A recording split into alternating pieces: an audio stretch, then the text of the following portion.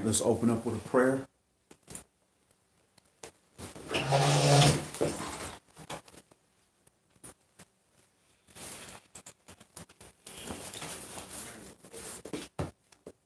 All brothers remove their head coverings. All sisters pray with their heads covered. We face the east towards Jerusalem, where our temple was, and where our temple in Hamashiach shall return. Brother West, can you open us up, please? Abba, Father, YAH, Governor Elohim of Abraham, Yeshua, and Yaakov. We thank you, Father, YAH, for allowing us another chance, another day to indulge in your word, Father, YAH, to explore your word, Father, YAH. We ask you, Father, YAH, that your spirit be upon us as we seek to dive into your word, Father, YAH. We ask that you help us speak your word and not our own, Father, YAH.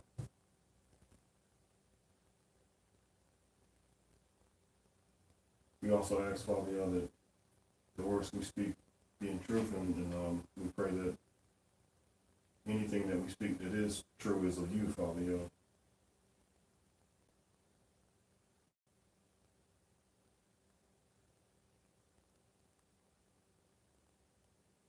And we ask that your spirit of understanding go out, Father, YAH, to all those who it's intended to reach, Father, YAH.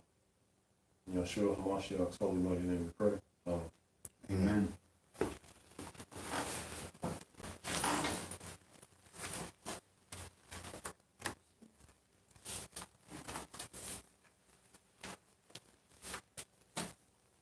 Is this all weird?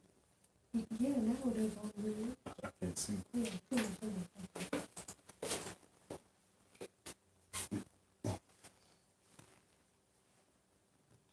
You gotta put it on.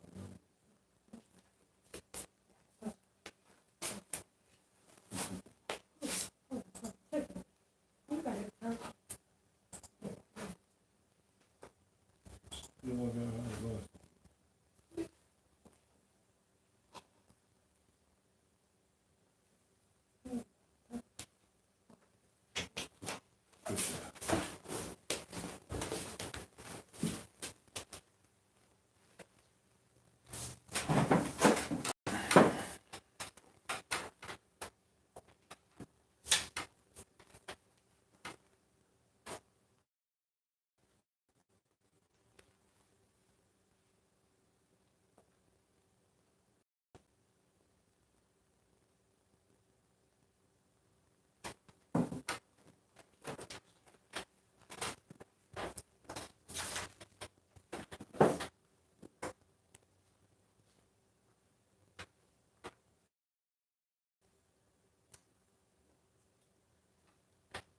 All right, shalom. My name is Adon Yasharah. My brother Wesley Yasharah. Shalom. Shalom, and we are Savior Word of Yah. And our Bible study today, the topic is the vagabond spirit. The vagabond spirit. And that might not be a term that people are used to, but there's a certain spirit attached to an individual that doesn't really have a direction. They're just kind of being pushed like the waves, like the wind, just carrying them to and fro, up and down, to and fro, like the sign of the cross. Like the devil said, I'm going up and down and to and fro in the earth. And Yah directs our step and he guides us. So he wants us in specific places and wants us to reach a specific goal. But when we don't pay attention to the forces that guide us, we can just be carried here and there, double-minded, thrown left and right, lukewarm. So we just want to make sure that we don't entertain that type of spirit, and we know how to identify that and how to make sure that we are producing our cause and heading on the path, because there is a direct path to our salvation, and the Most High is leading us down that path, just like in the class we did before with the Ruach HaKodesh, the Holy Spirit, the Comforter, helping us stay on that path. But you have to be intentional. So we're going to examine that. Let's first open up. Let's go to the beginning. Let's go to Genesis, Bereshit chapter 4. Genesis chapter 4, and we're going to read verses 1 through 16. And just a little heads up, we're going to be going into Enoch and Jubilees today, into the Sefer writings.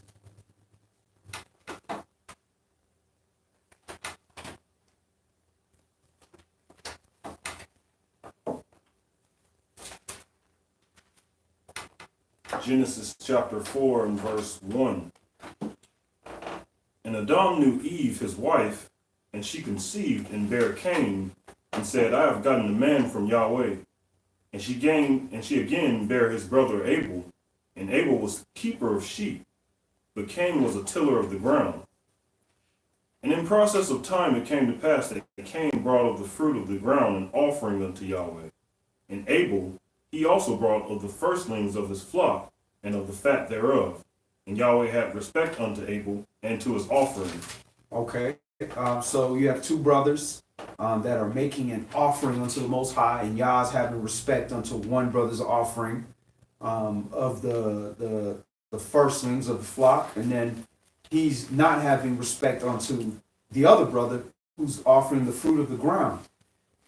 Does anybody have an idea of why Yah might accept one offering over the other?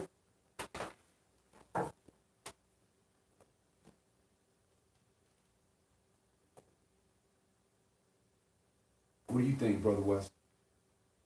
Well, something I've been kind of ruminating on here and there recently, just about giving the proper sacrifices and making the proper sacrifices. And I'm wondering, one of the thoughts I've been having myself is like, okay, what sacrifice can I make with what Yah has given me and what Yah has laid before me? And one thing that I think Cain,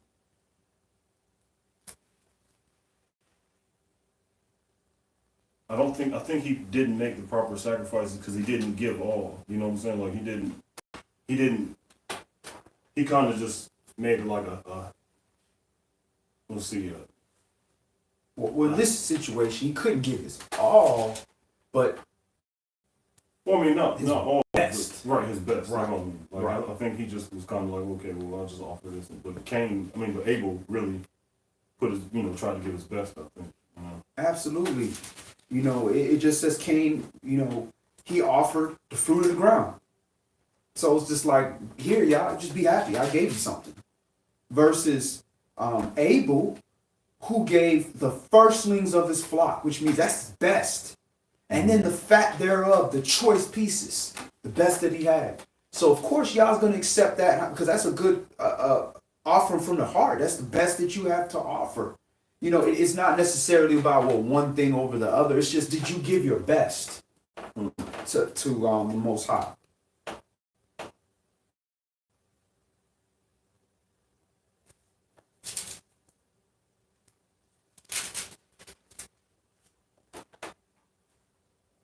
Genesis chapter 4 and verse 5. But unto Cain and to his offering he had not respect, and Cain was very wroth, and his countenance fell. And Yahweh said unto Cain, why are you wroth? And why is your countenance fallen? If you do well, shall you not be accepted? If you do not well, sin lies at the door. All right, so if you do well, you shall be accepted. So he wasn't accepted. That means when you just do something to do it for the Most High, I'm going to be a servant, but I'm just kind of, here and there, that ain't accepted. That's not well. The Most High is not going to accept it. But if you do the best you can, and even though your best may not, in the eyes of a human being, match up to another human being, the Most High is dealing with us as individuals. He deals with us as a nation, but then he also deals with us as individuals the way a parent deals with his children. You deal with your children as a family, but you also have an individual relationship. So if you do the best, give the best that you have to offer, then you'll be accepted. It's not for man to judge. That's between you and the Father. Finish the rest of that verse. And unto you shall be his desire, and you shall rule over him. All right, so if you don't do your best, you don't do well, then sin lies at the door. Transgression is right there, it's waiting. And it says, unto you shall be his desire, and you shall rule over him. So unto you, transgression is going to be desirous to you. and you shall rule over him. In other words, you're going to be voluntarily doing the wrong thing. Why? Because you practice not doing well. So once you practice not doing well, you're not going to be accepted of the Most High. And once you're not accepted of the Most High, then that's where you belong. That's where you're supposed to be, with him. So now you're constantly looking for an acceptance because you're not receiving the spiritual acceptance that you were created for. As a spirit, it said the Most High knows every hair on your head. So this is why you can be rich and have all the money in the world and be a movie star and have everything and still blow your brains out. Because you've achieved all this level of success, but you're not accepted. And you just can't get past that to the point where you just become hopeless.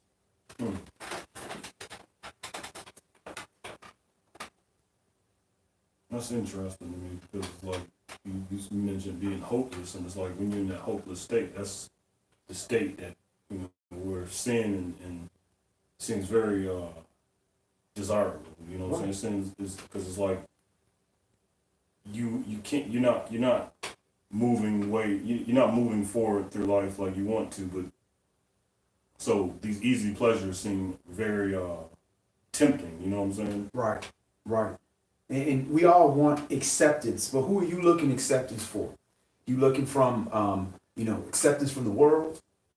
Then it's not a do well or don't do well. It's a whatever benefits, whatever's popular, whatever's groovy, whatever's cool. But when you want to be accepted of the Most High, you have to do well. That's the only thing that's going to be accepted. And to do well is to give your best, to give your all, or when you're doing a sacrifice, to give your best.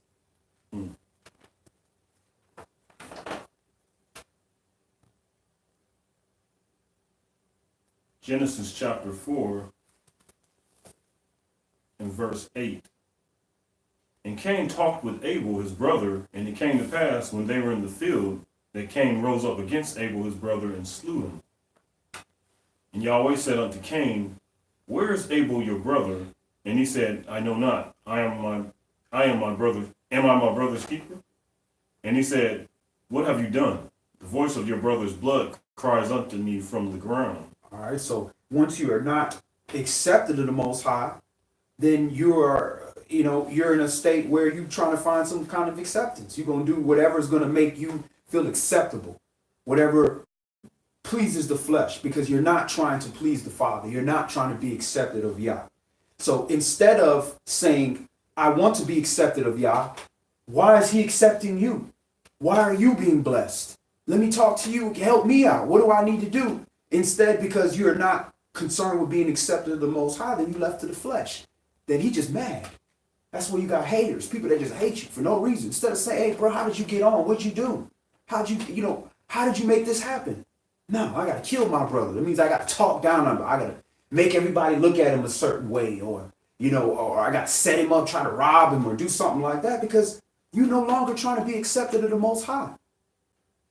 Is that why it says he who hates his brother in his heart is as good as a murderer? You're a murderer. Huh. 'Cause that's like the logical end of that, isn't it? You hate your brother, you definitely not going to do anything regarding what's going to be beneficial to his life or save his life. Right.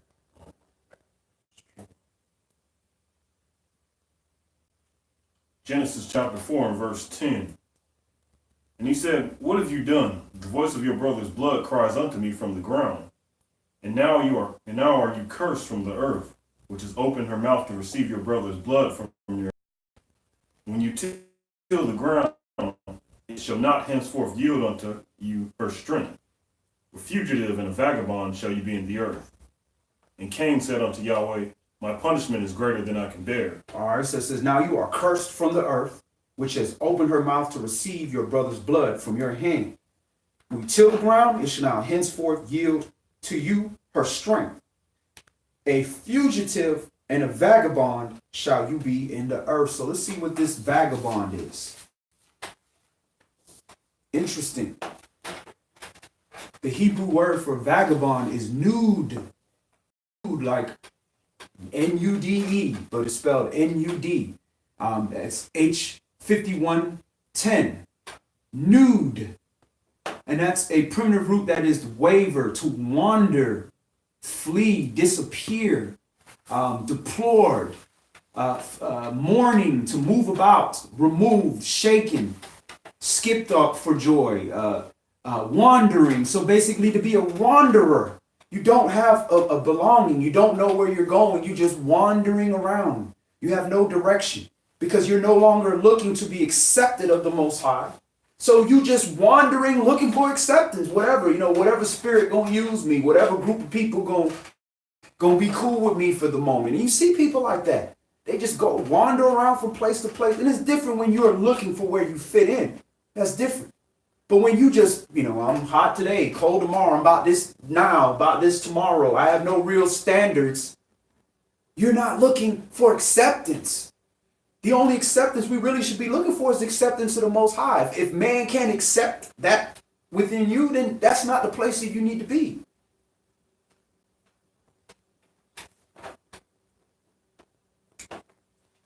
Genesis chapter 4 and verse 14. Behold, you have driven me out this day from the face of the earth, and from your face shall I be hid, and I shall be a fugitive and a vagabond in the earth, and it shall come to pass that everyone that finds me shall slay me. And Yahweh said unto him, Therefore whoever slays Cain, vengeance shall be taken on him sevenfold. And Yahweh set a mark upon Cain, lest any finding him should kill him. And Cain went out from the presence of Yahweh and dwelt in the land of Nod on the east of Eden. All right. Let's go to Proverbs chapter 16. Got a question. Go ahead, brother. Why would Yah not allow Cain to be slave? As far as he didn't want anyone to take vengeance on him. Whoever slays Cain, vengeance should be taken on him. So. Okay. Well, let's just draw from the scriptures that we do know. Who does vengeance belong to? Yeah. So if Yah wanted to kill him, Yah would have struck him down right then and there. Right. But he didn't.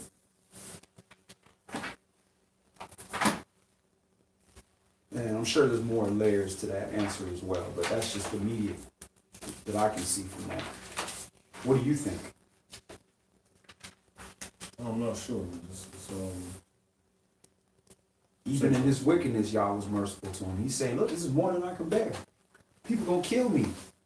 And then, this is Cain and Abel now, which is the children of Adam and Eve. So who's gonna kill him? There's obviously other beings of people around. Right. I mean, it could be that, but clearly he had a purpose for him as well. Mm-hmm. So let's go to Mishlei, Proverbs chapter 16. I think is it in Jasher or I think it's Jasher. Yeah, it was just more extended conversation between Abel and Cain. Right. Oh, that was interesting. It's always interesting to read those history books especially about Moshe. He was a king of Cush at one point. And that's pretty interesting.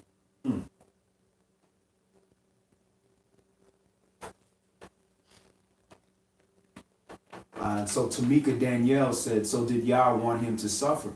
And sometimes that is the punishment. The punishment he might want him to live a life to really think about what you did and suffer the consequences rather than just wiping you out. So that could be very well. He wanted him to suffer. But again, I can't speak for Yah. Does that sound like Yahweh, like wanting someone to suffer? Like, well, I mean, when we punish suffering, tribulation. But isn't that usually for a reason though, like just for betterment? You know what I'm saying? Like chastisement because he loves you. Right. It could be for betterment. That's why I said nobody put their hands on him. I'm giving him an opportunity.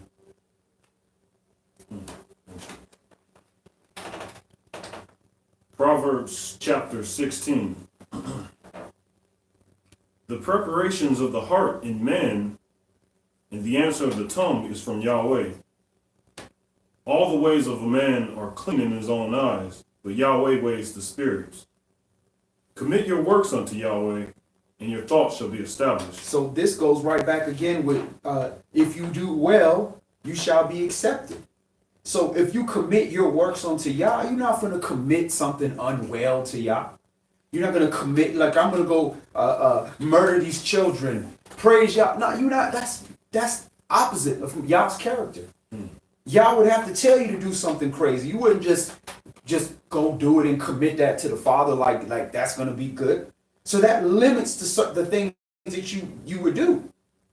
So now when you commit your works, your doings, your actions, when you commit that to the Most High, now you got a different subset. You can't just do something. Just say, yeah, I did it. I tried to help them. No, did you really try to help the person? You were saying that you are a servant of the Most High and that you are committing your works unto Yah. Why did you not give all? Why did you not do your best? Verse 4. Yahweh has made all things for himself, yea, even the wicked for the day of evil. That's another answer to the question. He might have reserved Cain, the wicked, for the day of evil. There's probably some other things he might have needed to accomplish in the earth. And even when you look at Canaan or the Canaanites, it's a derivative of Cain, which I thought was very interesting. Everyone that is proud in heart is an abomination to Yahweh. Though hand join in hand, he shall not be unpunished. By mercy and truth, iniquity is purged. And by fear of Yahweh, men depart from evil. When a man's ways please Yahweh, he makes even his enemies to be at peace with him. So verse 6 is interesting. By mercy and truth is iniquity purged.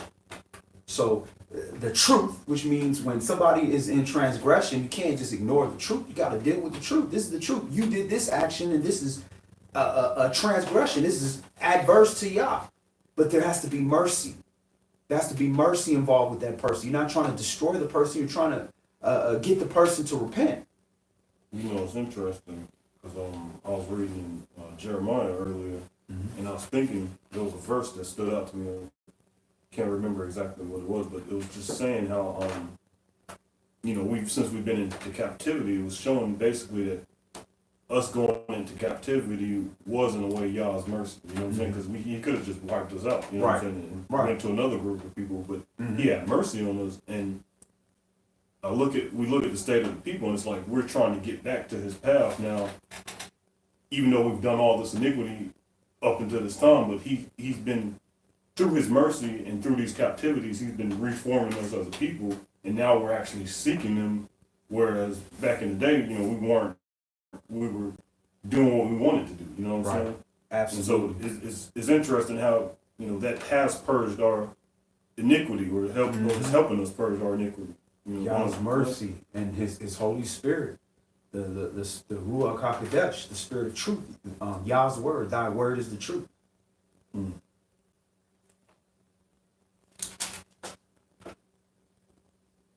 Verse 8. Better is a little with righteousness than great revenues without right. A man's heart devises his way, but Yahweh directs his steps. So Yah directs his steps.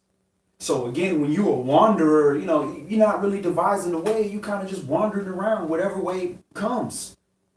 But when you are specific, listen, I'm trying to go here. I'm trying to get to this place for this reason. Yah is going to direct your steps. Now, you might not get to exactly where you're trying to go, but Yah's going to direct you to where you need to be. And as any good father, if your son wants to go across the street to play basketball, it ain't going to hurt him necessarily. You're not going to tell him, nah, you need to go that way. You're going to let it, listen, it's not going to hurt you either direction. If that's what you want to do and you carry yourself in a proper manner, go ahead. Go ahead, son, play basketball. The Most High do the same thing with us. He'll let us devise a way that we want to do this and we want to do that, as long as it's not going to be harmful to us and it's going to give him glory. He'll direct your steps. A divine sentence is in the lips of the king, His mouth transgresses not in judgment. A just weight and balance are Yahweh's, all the weights of the bag are his work. It is an abomination to kings to commit wickedness, for the throne is established by righteousness. Righteous lips are the delight of kings, and they love him that speak right. The wrath of a king is as messengers of death, but a wise man will pacify it. All right, let's stop right there. Let's move on. Let's go to Deuteronomy, Devarim, chapter 4. Deuteronomy is the 5th book of the New Testament. Deuteronomy, chapter 4. Yeah, Old Testament. I'm sorry, the Old Testament. It's the 5th book of the Old Testament. Scriptures.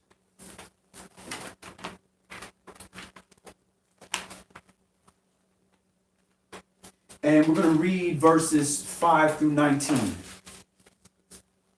So Yah is directing our steps. He's directing our steps because there's a path. There's a path that he needs for us to travel.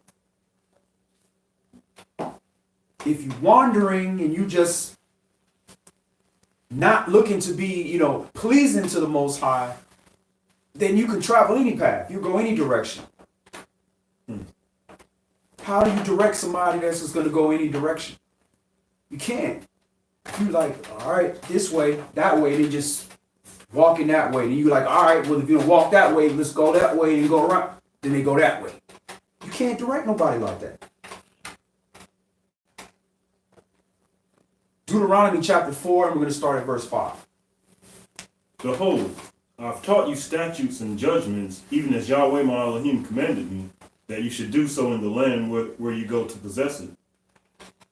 Keep therefore and do them, for this is your wisdom and your understanding in the sight of the nations, which shall hear all these statutes and say, surely this great nation is a wise and understanding people. Now, when we tell people why we don't keep Christmas and we don't eat pork and we don't do certain things, people look at us like, man, you crazy? What they got to do with anything? But what happens is once they start to see the blessings in your life, once they start to see how you're changing, how your wisdom is coming in, you're dealing with situations different, and Yah is approving you, then people start to say, well, man, you're wise and understanding people. But until we are able to start living these blessings, which means we're giving our best to the Most High, so we're accepted of Him, then they're going to continue doing the things that they do, and the world is going to be in the state that it's in right now.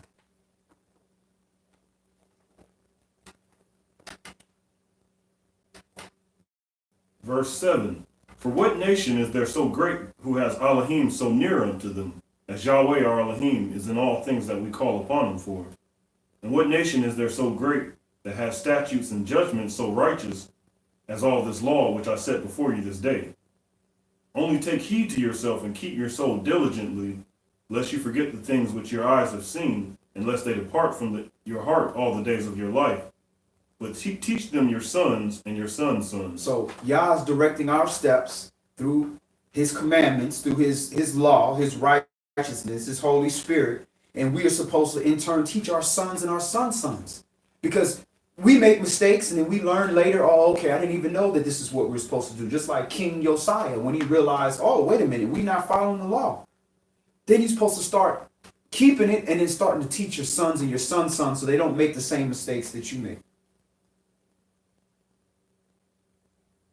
Verse 10. Especially the day that you stood before Yahweh your Elohim in Horeb, when Yahweh said unto me, gather me the people together, and I will make them hear my words, that they may learn to fear me all the days that they shall live upon the earth, and that they may teach their children. And you came near and stood under the mountain, and the mountain burned with fire unto the midst of the heaven, with darkness, clouds, and thick darkness. And Yahweh spake unto you out of the midst of the fire. You heard the voice of the words, but saw no similitude, only you heard a voice. And he declared unto you his covenant, which he commanded you to perform, even 10 commandments, and he wrote them upon 2 tables of stone. And Yahweh commanded me at the time to teach you statutes and judgments, that you might do them in the land where you go over to possess it. Take you therefore good heed unto yourselves, for you saw no manner of similitude on the day that Yahweh spake unto you in Horeb, out of the midst of the fire. You saw no person or no or shape of something or shadow of something. You just saw the lightning and thundering and all that, because he didn't want us to see that and say, that's YAH. There's a man right there. There's an angel. That's YAH. Because then we'll start worshiping that image. And he's more than that image. He's everything that was created came from him. So you can't confine him to just an image.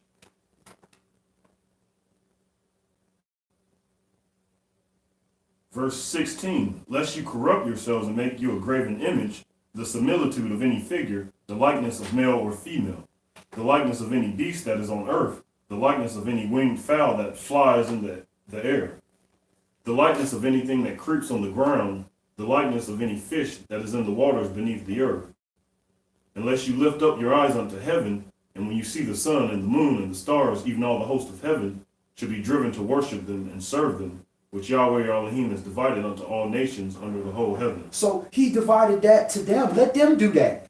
That's why they keeping their Christmas, because it's the solstice, the winter solstice. They're worshiping the birth of the sun. And now we're not talking about the S-O-N, Mashiach. We're talking about the sun, S-U-N. Because on December 21st, you have the winter solstice, where you have the longest night in the winter. Then from that day forward, the night starts to get a little bit smaller. So if the night is getting a little bit smaller, then what does that mean about the day? The day is what? It's getting longer. The day is getting longer. So the sun is growing. There's more sunlight. So this is sun worship. This is Sunday, sun worship, ball worship. And at the end of the day, the sun was supposed to tell us day, night, whatever, a sign. It's for seasons. It's a timekeeper. It's not for us to worship and say, well, I'm going to do something because the sun is full, or because it's the beginning of the sun. So let me go ahead and start to worship and do all these rituals. He said he let the other nations do that. Let them fool around with that. You got a real living Elohim, and I'm coming to you directly, and I'm teaching you and showing you what you need to do. But Yahweh has taken you and brought you forth out of the iron furnace, even out of Mitzrayim, to be unto him a people of inheritance, as you are this day. All right, so he has taken us out of the iron furnace, out of our captivity, so that we can be a people, as an inheritance, as it is to this day. So this is the same thing he's going to do with us here. He's going to take us out of this second Egypt, the second captivity, so that we can be an inheritance. All right, so let's move on. We're going to actually go into Jubilees now. So we're going to go into the book of Jubilees. If you don't have access, you can go to IsraelitesGathering.com, and we have the book there for you that you can download. Jubilees is one of the Sefer writings. You know, what's funny to me about that whole graven image thing is that it kind of reminds me how a lot of people have this idea that, you know, people who are, I guess you could say, unbelievers or atheists have this idea that for them to believe in God, they need like some physical, scientific proof, you know what I'm saying?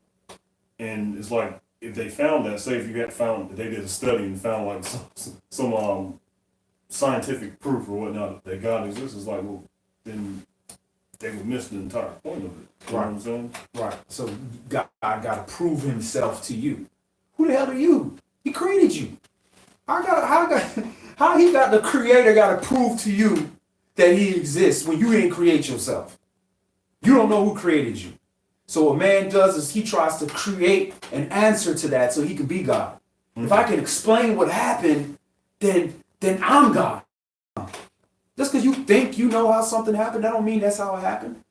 And that's the arrogance of man. So man would just make something up because he can't prove or can't figure out what happened. So we're at Jubilees chapter 15, and we're going to read verses 7 through 34. And it could be 15 or 16, depending on how they broke these books up. Now, is this about Abraham celebrating? The Feast of First Fruits. But we're not going over that part. We're starting at verse 15. Excuse me, verse 7. We're in Jubilees chapter 15, Yobelum chapter 15, and we're reading verses 7 through 34. So we just read in Deuteronomy how the host of heaven was given to the Goyim to worship, which is the nations, the heathens. You can worship that. I gave you a living Elohim with wisdom and knowledge and understanding, commandments, direction. So teaching you how to do well so you can be accepted of me.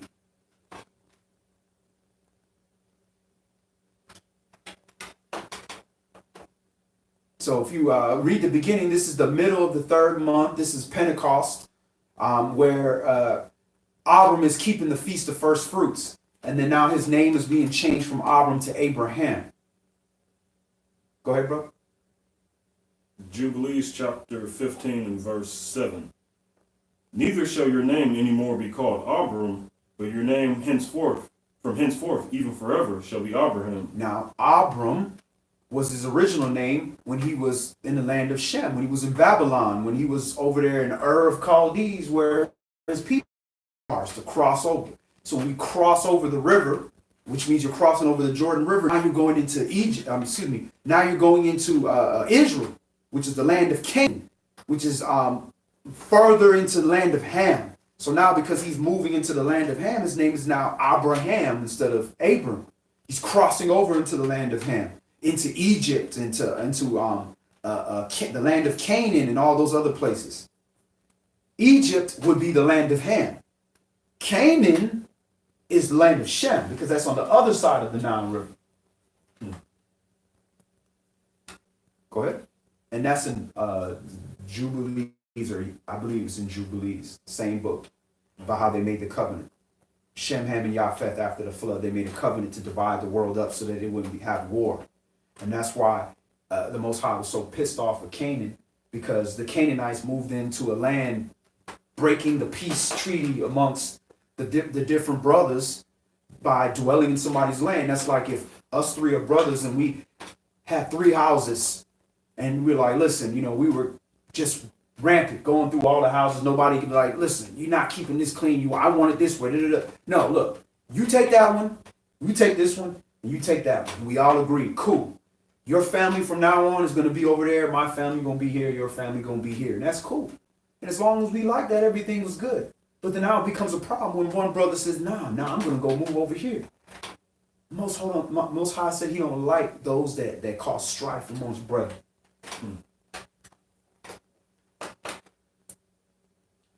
For the father of many nations have I made you, and I will make you very great, and I will make you into nations, and kings shall come forth from you. And I shall establish my covenant between me and you, and your seed after you, throughout their generations, for an eternal covenant, so that I may be Elohim unto you, and to your seed after you. The land where you have been a sojourner, the land of Canaan, that you may possess it forever, and I will be their Elohim.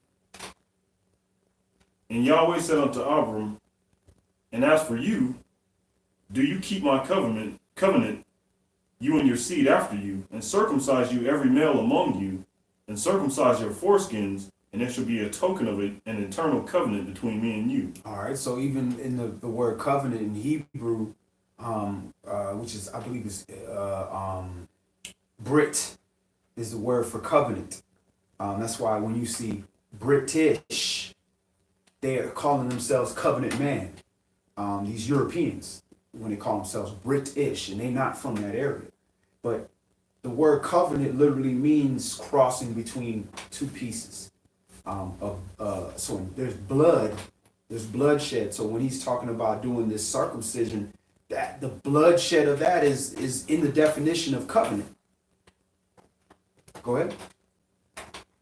Verse 12, and the child on the 8th day you shall circumcise every male throughout your generations, him that is born in the house, or whom you have bought with money from any stranger, whom you have acquired not of your seed. Why do you think that Yah had us be circumcised on the 8th day?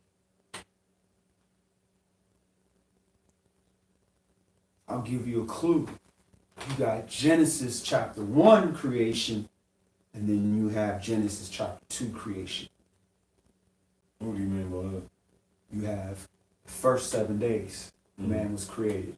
And then now you have another creation after that where he's saying Yah formed man from the dust of the ground. which means he's shaping man from the dust of the ground. But he did create man in the 6th day. Then he rested on the 7th day. And now you go to the 8th day, now he's forming man. So circumcision represents that. It's on the 8th day because you were born a 6-day creature. 7th day was the day of rest. You were born that way. You're a beast, an animal, just like everybody else, no different.